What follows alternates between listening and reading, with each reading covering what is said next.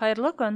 Бүгінгі қарастыратын модуліміз техникалық хатшы атынан талапкерлердің берген өтінімін қабылдауға арналады. Ол үшін жүйеге хатшы ролі арқылы кіреміз. Мәтірлерден талапкерлер бөлімін таңдаймыз. Хатшы үшін келесі ақпараттар қарастырылған, яғни талапкерді аты жөні немесе жеке сәйкестендіру номері арқылы іздеуіне болады. Өтініштің беру тәсілі, келесі өтініш түрі бойынша іздеуге болады, келесі мәртебесі бойынша, яғни талапкерлердің өтінімдерін техникалық хатшы қабылдау үшін тек қана берілді мәртебесімен қарай алады. Келесі кеңейтілген іздеу бөлімінде келесі ақпараттар қарастырылған, яғни академиялық дәрежелер, оқыту түрлері, білім беру бағдарламаларының топтары, оқу тілі, жынысы, кеңесшісі, шартты қабылданғандар бойынша, келесі өтініштің ұсынылған аралықтары, яғни қандай аралықтағы ұсынылған өтініштер екенін өзіне қажетті аралықты қою арқылы іздеуіне болады. Талапкердің өтінімін қабылдау үшін мәртебесінен берілді мәртебесін таңдаймыз, және де бұл мәртебені таңдағаннан кейін бізде қандай талапкерлердің өтінім бергенін көруімізге болады. Талапкердің таңдау арқылы өтінімін қабылдаймыз, яғни ол үшін талапкердің атын таңдаймыз.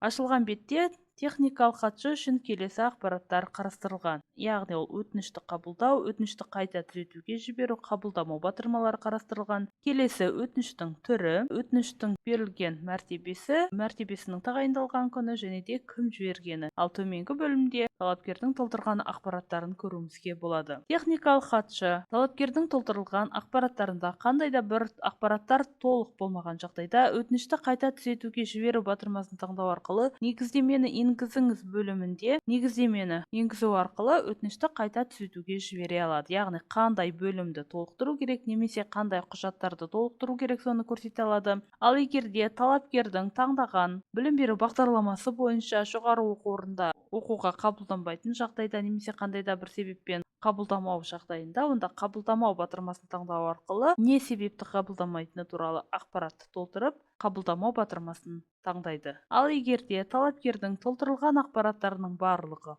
дұрыс, өтінішті қабылдау ұсынылған жағдайда, онда өтінішті қабылдау батырмасын таңдайды. Және де техникалық хатшы үшін сіз шынымен де өтінішті қабылдағыңыз келе ме деген хабарландыру бейнеленеді. Бұл хабарландыруға иә немесе жоқ мәнін таңдау арқылы өтінімді орындайды. Егер де иә мәнін таңдайтын жағдайда, онда біздің өтінішіміздің мәртебесі қабылданды, құжаттардың түпнұсқасы мен расталмады мәніне өзгереді. Және де кімнің қабылдағаны туралы ақпаратты көруге болады.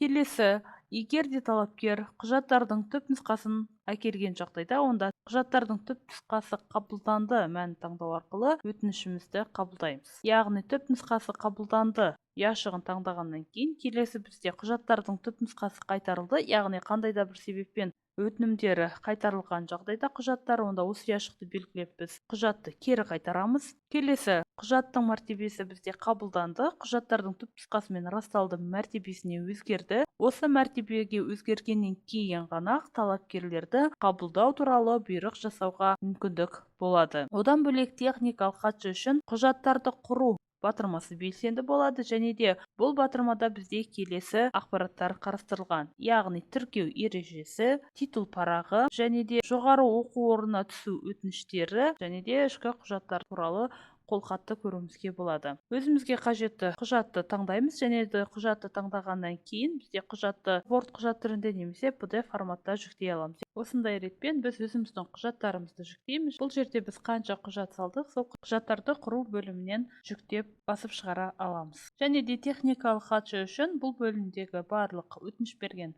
талапкерлер туралы ақпараттарды көре алады, және де бұл парақтағы ақпараттарды Excel құжат түрінде экспорттай алады. Осымен техникалық хатшы атынан талапкерлердің ұсынған құжаттарын өңдеуге арналған сабағымыз аяқталды. Сау болыңыздар.